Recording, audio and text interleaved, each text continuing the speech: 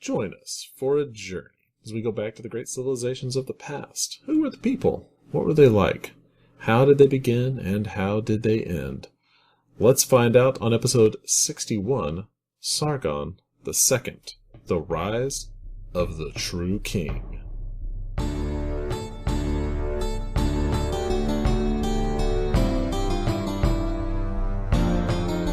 Shalmaneser V died under unclear circumstances, and Sargon II ascended the throne of the Neo-Assyrian Empire. These are exciting times, Dan. Oh, yes, they are. Here he is, Sargon II. We mentioned him briefly 2 episodes ago, but I will repeat everything I said there and add a lot, because he will own this episode, and then he will be the main figure in upcoming shows. This will now turn into the Sargon II podcast. Right. I hope everybody got their Sargon flags and their Sargon sweaters. If we were a bigger podcast, we would make Sargon II t-shirts. The name means Sarru-Ukin. Sargon is the westernized version. Sarru-Ukin, meaning the true king. Also then probably meaning that he isn't the true king at all, but a usurper. He seized power in 722 BC. I think it was unrightfully. He is the first of 4 great kings. They are called the Sargonite kings. And these are kings that compare in how cool they are to Ashurnasirpal II and Shalmaneser III. They are not quite the ultra alpha king that Tiglath-pileser III was, but they are all great kings in their own right. And they are not quite the same. They have a lot of individual characteristics, despite the fact that the Assyrians try to make every Assyrian king look and feel the same. They are great in that they maintain a great empire and that they struggle to retain the great empire that TP3 built for them. Sometimes they manage to expand the empire, and under the reign of these 4 great kings, the empire will become even bigger. But the accomplishments of TP3 are still unique. Sargon II is extremely busy during all his reign. I like to imagine him having ADHD. And he's just like, he can never rest. And I don't think he wants to rest. He doesn't want to stay at home. He wants to go out and fight all the time. Asher says that the Assyrian king should go to war once a year, and Sargon II will happily do that. He is probably middle-aged at the time when he becomes king. We don't know. They never give us their birth dates. And we don't know the age of the Assyrian kings. We also get a significant improvement of the sources. There is a lot of sources from Sargon's reign. We did get a lot of sources from TP3, but now it improves to a whole nother level. We have a lot of sources. We have an abundance of royal inscriptions. Sargon II is in many senses a classical Assyrian king. He will write down what happens on stone, on steles, and put them everywhere.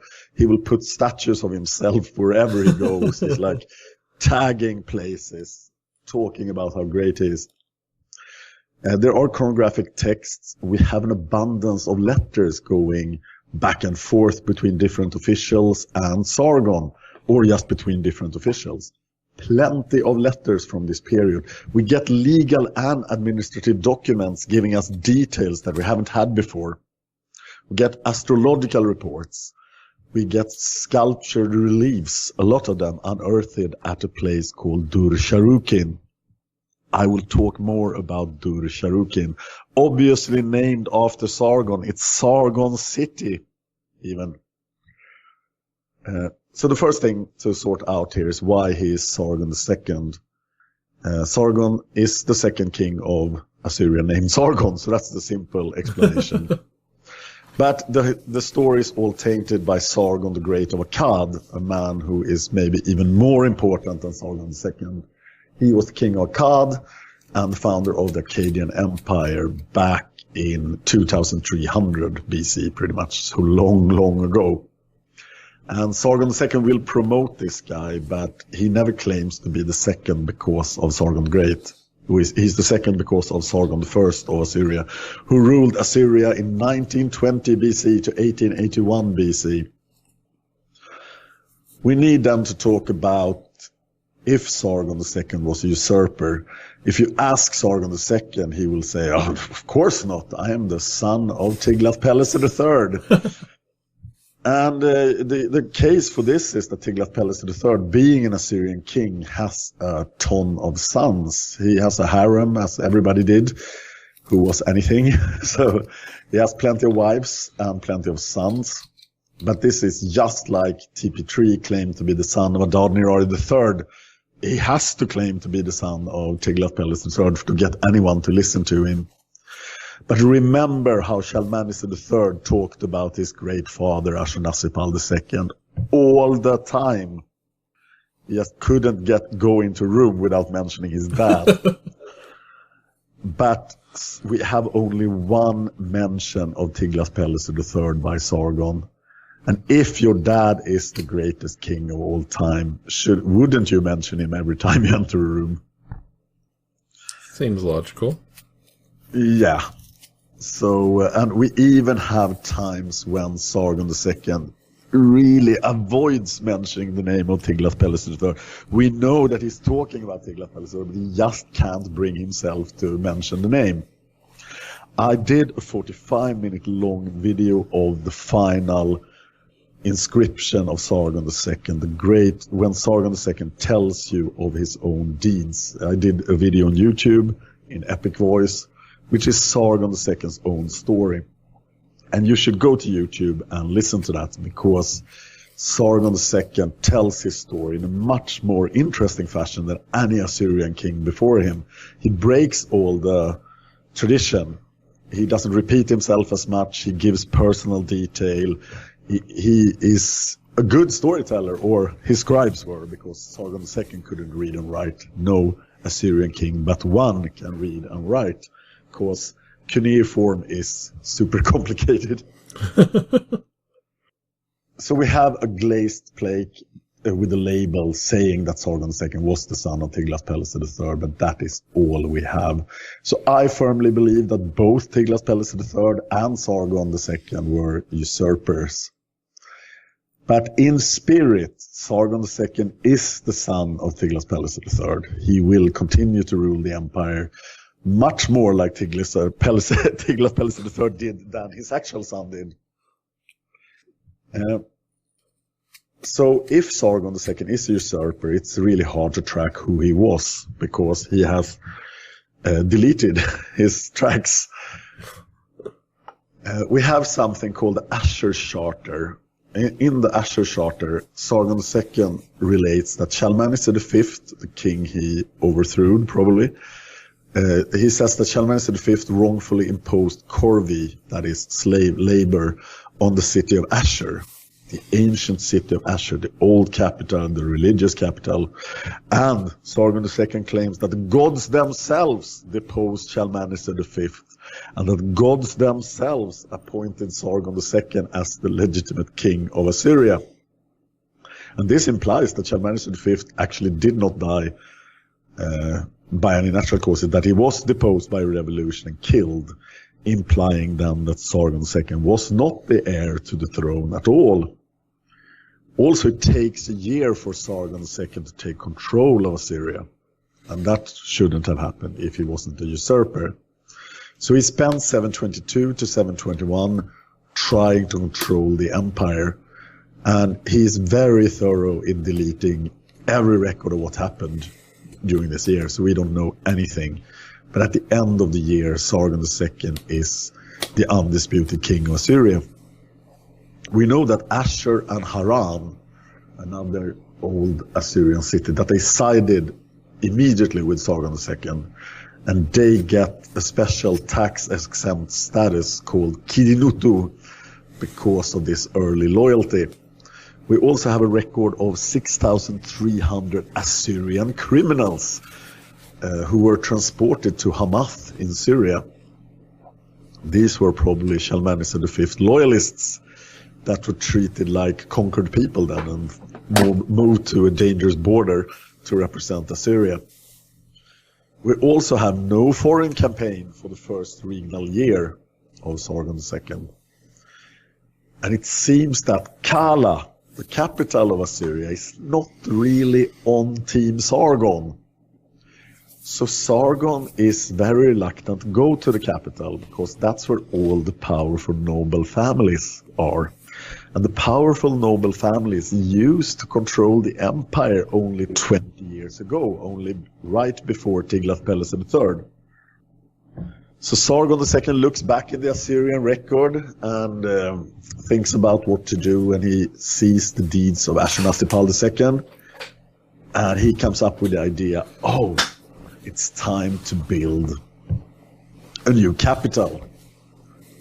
Dar Sarru-Ukin, city of Sargon or Fort Sargon.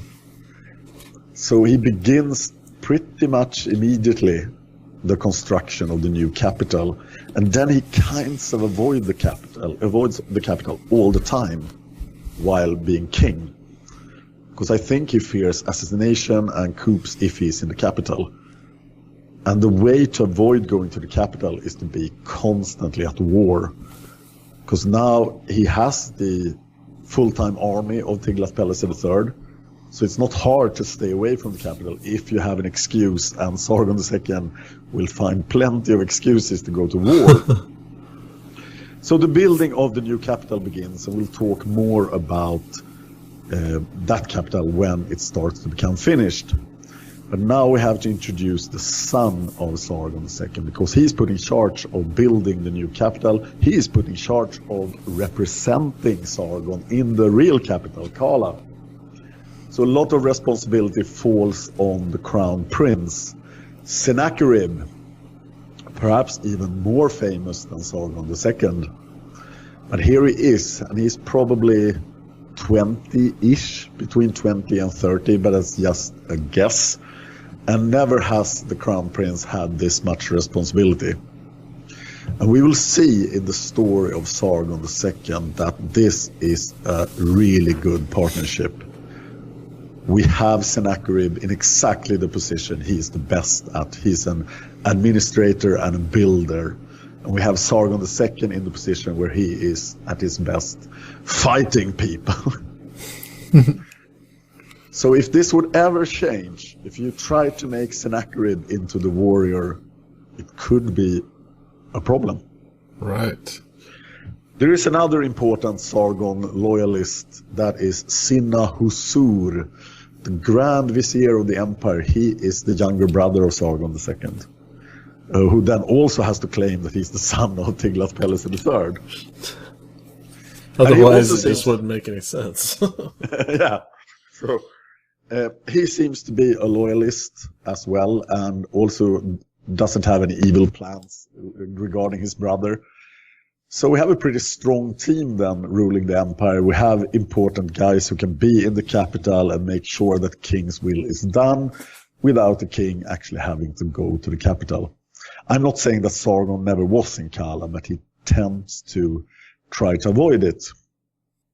The situation in the empire is extremely dire. Shalmaneser V focused on the conquest of Samaria, the destruction of Israel. And Shalmaneser V, we don't really know what he did, because his record is so tainted by Sargon II. But if we believe Sargon II, then the empire is in ruin after just a few years under Shalmaneser V. And we have rebellions against Assyrian rule in almost all directions. The Babylonians are super angry at Shalmaneser V, and they have rebelled, as we discussed in the last episode, making a Chaldean king of Babylonia. So we have rebellion in Babylonia and total loss of control of Babylonia in 722 BC. We have massive rebellions against Assyrian rule in the east. Urartu is still strong despite being hit by TP3, and Urartian influence is spreading from Urartu into the border areas to the east of the Assyrian Empire. And there we have the Manians. First, when I started researching this period, I thought that Mania was a kingdom, but it seems to be a really big collection of independent kings. And the Western Manian kings, they still are so close to Syria that they don't dare rebel. But the northern and eastern Manians, they are now rebelling either for themselves or to swear allegiance to Urartu. We also have the Medes in the east, and we know that they like to fight the Assyrians. And I no longer believe that the Medes are vassals of the Manians. So the Medes are independent at this point. They are probably pro-Urartian. Only 3 eastern provinces remain loyal to Sargon II when he reassumes control of the empire. And all the other eastern provinces are problem areas for the new king. The loyalist provinces are Parsua, the ancient home of the Persians, Illipi, the weird kind of like Elam, small kingdom in the east, and Karkar, not to be confused with Karkar in the west, spelled entirely different, sounds exactly the same. I was about to say, like, wait a minute. But okay. We'll go with that. It's like Karkar in the east is spelled with K's, and Karkar in the west are spelled with Q's. Q's. Yes. Okay. West Q's. Gotcha. There's also huge rebellion against Sargon II in the west. There are rebellions in Syria. There are rebellions in Palestine. There are rebellions in Samaria. Even though so many Hebrews were deported, Samaria still rebels against the new king. Maybe because they were loyal to Shalmaneser V. And the instigator behind all of the Western troubles seems to be Yao-Bidi, the king of Hamath. And that's sort of a hint why all the Assyrian criminals have to go to Hamath later. So Damascus, now an Assyrian province, joins the rebellion. Simira joins the rebellion. Arpad joins the rebellion. And I think Damascus joining the rebellion, TP3 really gave Damascus a beating. So I think these are Assyrians in Damascus behind this rebellion. Samaria breaks free, joins the rebellion, and the rebellion is also maybe joined by the small kingdom of Katarika. So now Sargon has a great question here. He knows he wants to go to war, he doesn't want Kala, he has plenty of wars to go to, so the only question is where to go first. So we'll let Sargon think about that for a while, because we are going to China. China, it's been so long. Yeah. Yes, the sources for China are really bad here. In 722 BC, we had King Huan taking over and ruling kind of Zhou China as an Eastern Zhou king. He will rule this. He will be the puppet ruler of Zhou China between 720 and 697 BC. The nobles in China, they did away with the powerful kingship of the Zhou dynasty, of the Western Zhou dynasty, and now we have important Chinese rulers in Qin, Wei, Zhao, Kui, Jian, and Zhongshan, and they are all beginning to construct extensive fortifications and armies and become local warlords. But they're also all focusing on constructing extensive fortifications to defend the borders of the Zhou kingdom, because there are barbarian incursions. Remember, they brought in the barbarians to bring down the Western Zhou kingship, and the barbarians are still around. So here we have the very earliest signs of the Great Wall of China. At the Great Wall of China, in all its majesty, it's nothing like these walls, because these are stamped earth walls and gravel walls between board frames. They are primarily made to withstand attack by small arms, such as spears. So this is just earthen ramps. So don't think of it like the like the Great Wall. One ruler sticks out in China. There is the Duke Shuang of Cheng. He is a powerful ruler, and he refuses the Zhou King in some way. He clearly defies the Zhou King and gets away with it. And every other noble sees this and it's the puppet ruler thing still working, but then the other rulers will have to deal with this powerful guy some way. So remember Duke Shuang of Cheng.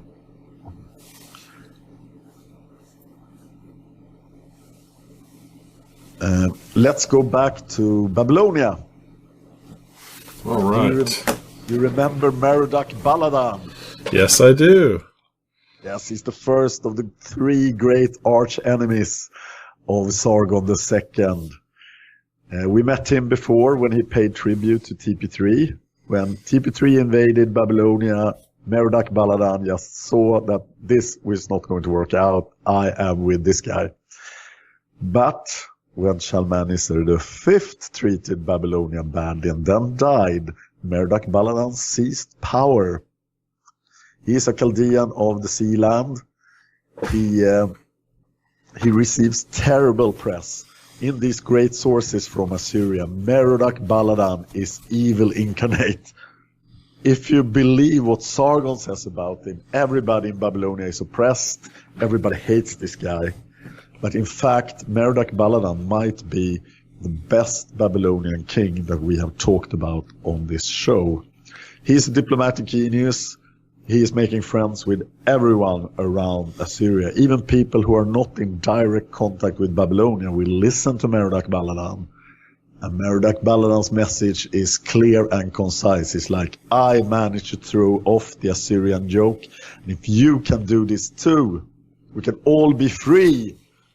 Let's bring down Sargon II. And then Merodach-Baladan tends not to do anything, really. Let's just hope that everybody else fights Sargon. His first great diplomatic triumph is that he makes a big alliance with the king of Elam, with the very nice name of Kumban-Nikash. Kumban-Nikash. Say that fast 3 times. Kumban-Nikash, Kumban-Nikash, Kumban-Nikash. Maybe it wasn't that hard. So Elam is to the east of Babylonia, in southern Iran today, the good part of Iran. But the Elamites are with Merodach-Baladan. They will help him. And then Merodach-Baladan makes them do something. He doesn't wait for Sargon's invasion, because he doesn't know where Sargon wants to go.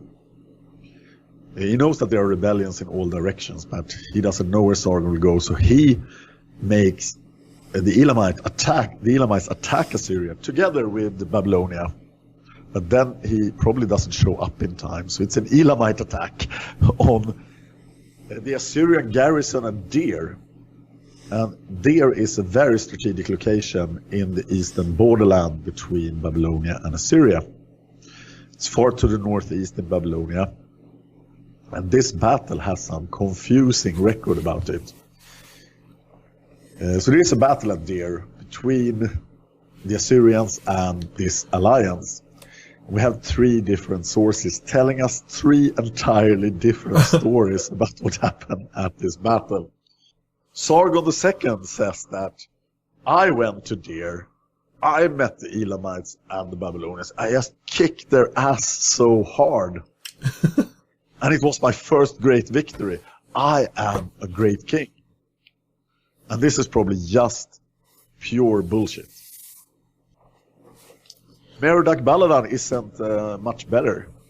So he claims that I went to Deir. I fought the Assyrians together with the Elamites, and I won the battle for Babylonia. But I believe that the third source, which is the Babylonian Chronicle, that has some sort of interest in recording what actually happened.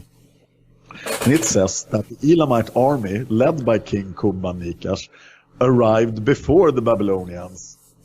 And they felt so strong that they attacked the Assyrians. And the Assyrians came out of there. It was just sort of the local garrison under some general. And the Elamites won. And then Merodach-Baladan made it there and started writing on his stele that he won. The Assyrian army retreats to there and managed to hold the town, so nothing much comes out of this battle except that we have an Assyrian defeat. When now the Assyrian army is entirely remade by TP3, it's so strong, we haven't seen it lost really. But here the Elamites actually defeats the Assyrians. It seems pretty unbelievable. Yeah, but the Elamites we don't really know a whole lot about how they're organized and so, but the Elamites are organized, have a great army, and they could probably defeat a small Assyrian garrison led by someone else than the king. Right. Okay. So remember that Elamite armies can win against Assyrian armies if the odds are right, whereas some armies just never can win against the Syrians. Sargon makes his decision in 720 BC. He decides that he has to go west first. And I think the reason to go west first is because these are the fresher conquests. He has to protect the conquest of Samaria. He doesn't want Samaria to reappear as a kingdom.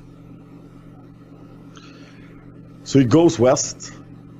It's absolutely no surprise attack. They are expecting him. There is a great alliance between a lot of people. Hamath, Damascus, Israel or Samaria, then Simira and Arpad, and possibly Katarika. They form a great allied army, and they look for a site to make a stand against the Assyrians.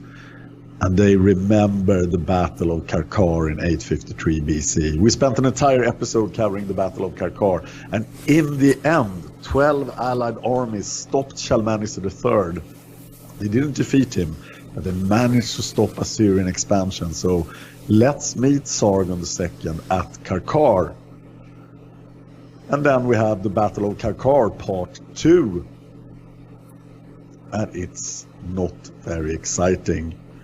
Sargon II arrives, his army is better than the army of Shalmaneser III, and there are less allies facing him, so it's an astounding victory, and this time it's not a lie. So I don't know why Sargon II doesn't mention this as his first victory, because it is his first victory, and it's a great one.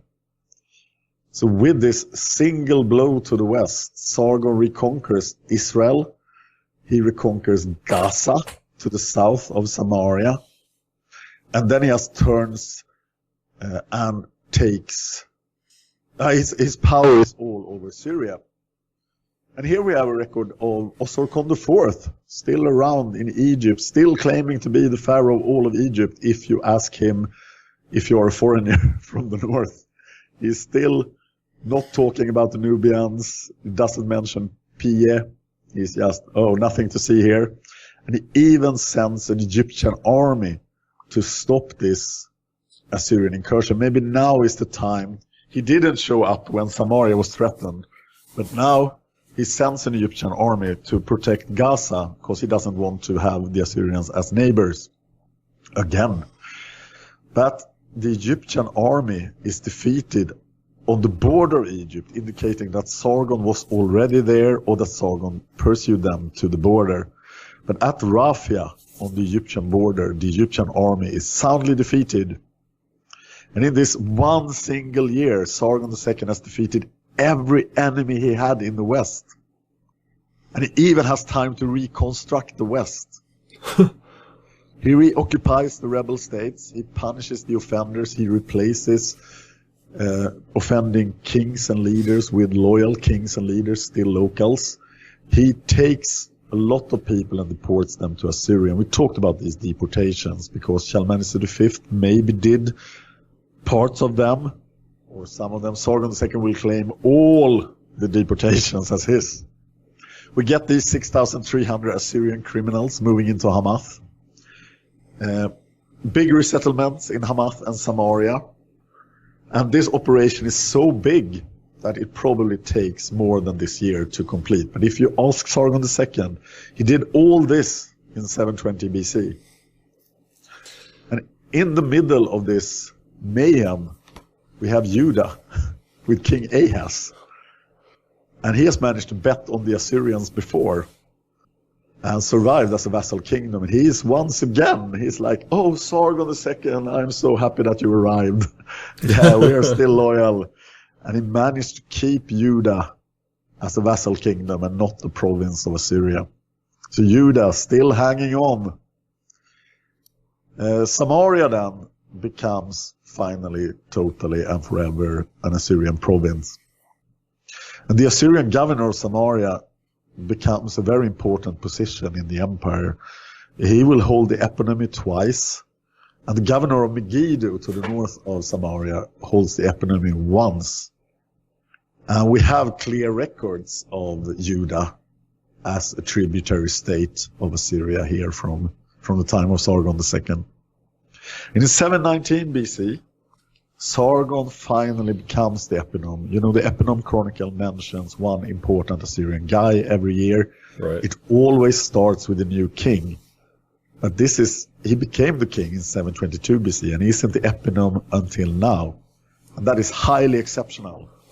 So it implies that Sargon II really didn't have total control of the empire before this first successful campaign. And the eponym chronicle reads, during the eponymy of Sargon, the king of Assyria entered something, because the record is lost. But we will discover that it probably said Mania. Because after solving the situation in the west, Sargon needs to go east. And this is maybe because of this battle at Deir, where the Elamites defeated the Assyrians. He knows that Babylonia will be hardest to reconquer. So why not go for the low-hanging fruit? Maybe the situation in the east isn't that bad. So let's look at the situation in the east. Urartu, still growing strong in the north, stretching its influence into Mania. Assyria claims some control, as I already mentioned. This is from the headwaters of the lower Sab, across Namri and Samua to the Diyala River. We have Medes in eastern Mania, and Urartian fortresses almost in the north of Mania. And then finally Sargon then goes east into Mania. And there is an excuse even, because we have a Manian king, Urartu. He personally met Tiglath-pileser III and declared his loyalty to him when he was younger, and he has remained faithful to the empire all this time. And two other Manian kings are trying to take everything he has. We also have a fourth Manian king, Mitati of Skirtu. These names, you will love them.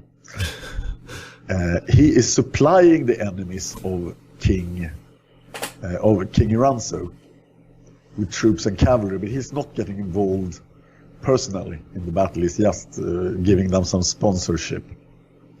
As Sargon comes into this area, the disloyal Manian kings are like, oh, this is not good.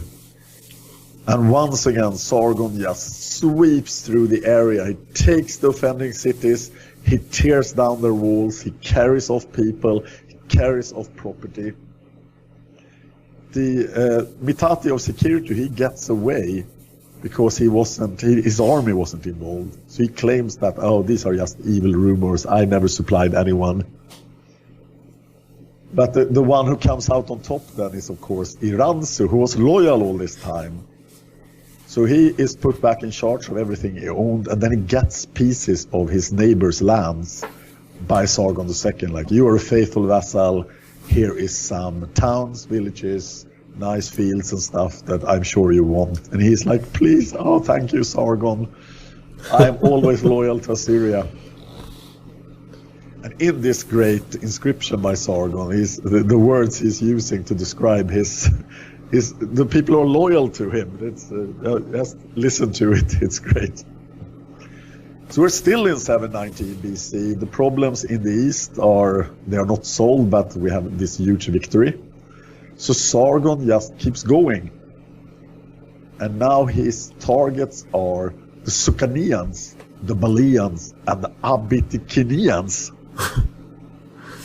Who are they, you ask? Yeah.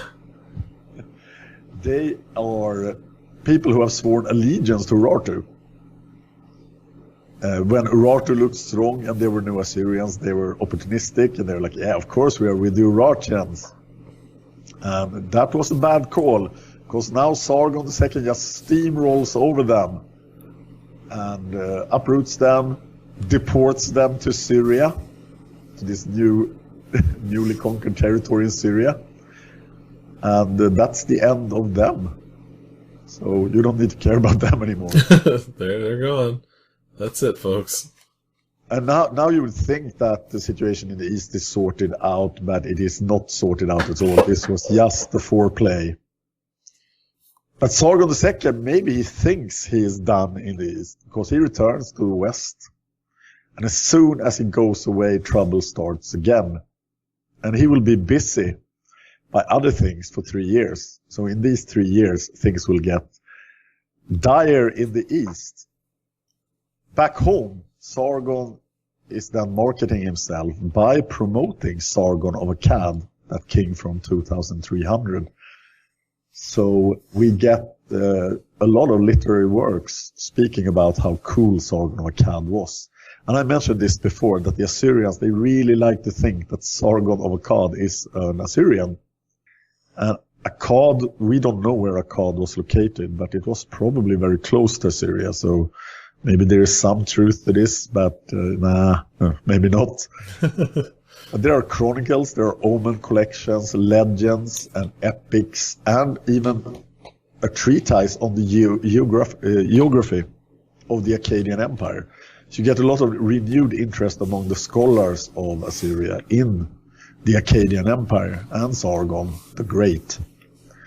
But it's all kind of propaganda for Sargon II.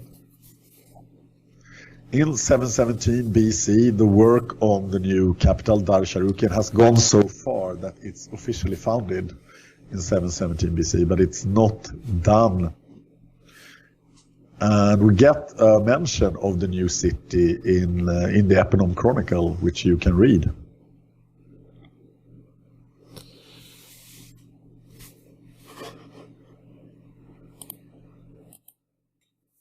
During the eponymy of Tab-Sar-Asur, the Chamberlain, Sarru-Ukin, the new capital of Assyria, was founded.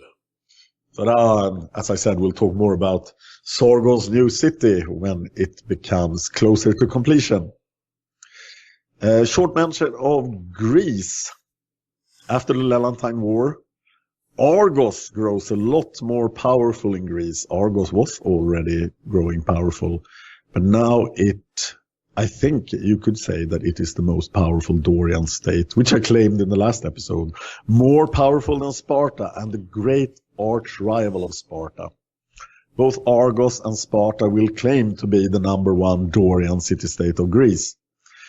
But in about this time, in the 710s BC, Argos extends her control into the southeastern part of the Peloponnese. They annex a place called Cythera, or Kythera, and make the people of Kythera into Periosiai, much like it works in Sparta. So they are like somewhat free citizens of the second grade.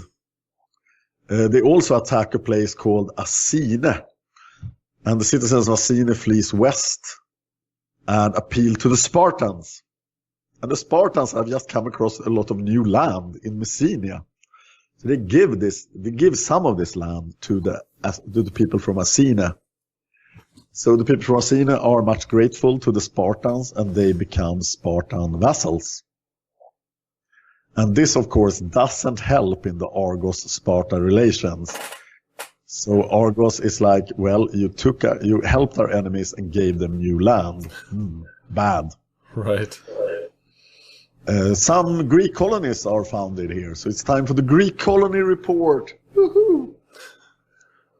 Despite everything that happens in the Levantine War, Chalcis founds a new colony in Rhegium.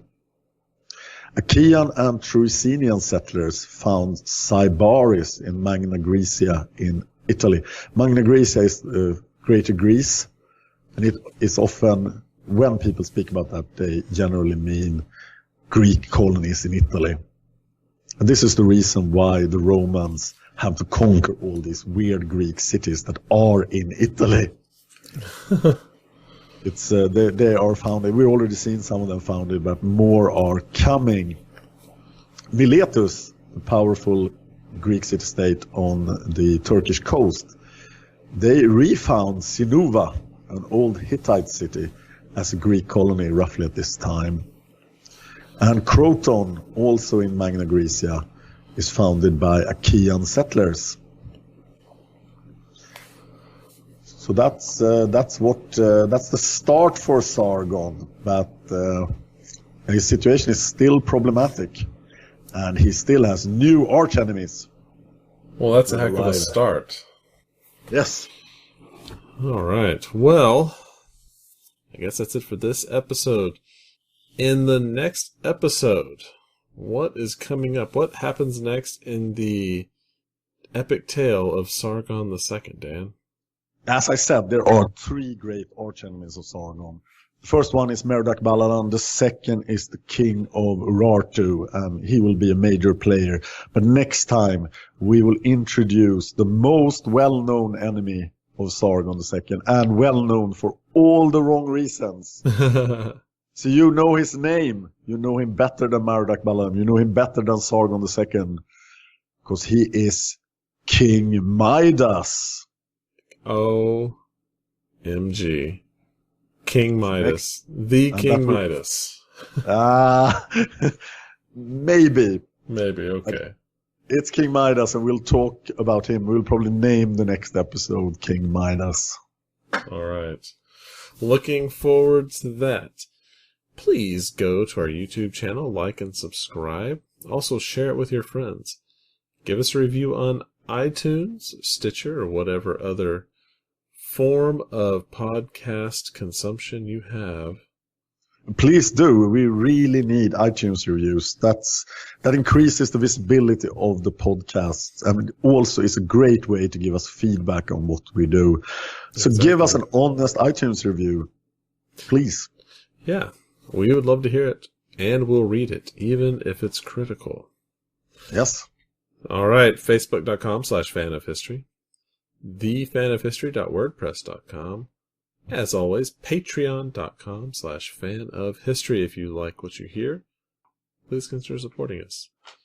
If you want to follow Dan on Twitter, it's at Dan Horning. If you want to follow me, I'm at Sarru-Ukin Says Hi. So, for this... I have to mention one more thing. Yeah, go for it. I do have some big Swedish podcasts, and I've noticed that I'm trying to make the Swedish listeners come over and listen to my English podcasts, such as this one, and Fan of Astronomy, and Game of Thrones Chat. Mm-hmm. But the Swedes find my English irritating because it has such a thick Swedish accent, whereas my impression is that you Americans love it. Oh, yeah. Well, everyone I know, especially but if you are like one of these Swedish listeners, don't miss my serial killer podcast, Seriemördarpodden. So that's my podcast recommendation for this week. Sounds good. But yeah, everybody I know loves hearing, especially stuff like this, educational information in a European accent seems to be over the top for most people. They really eat it up. So that's good for me, at least. Exactly. All right. So for this week, I am Brendan. And I'm Dan. And this is the Fan of History. If you enjoyed this podcast, please consider supporting us on Patreon. Patreon.com/fanofhistory. Just $1 an episode would help us out. Thanks, and see you next time.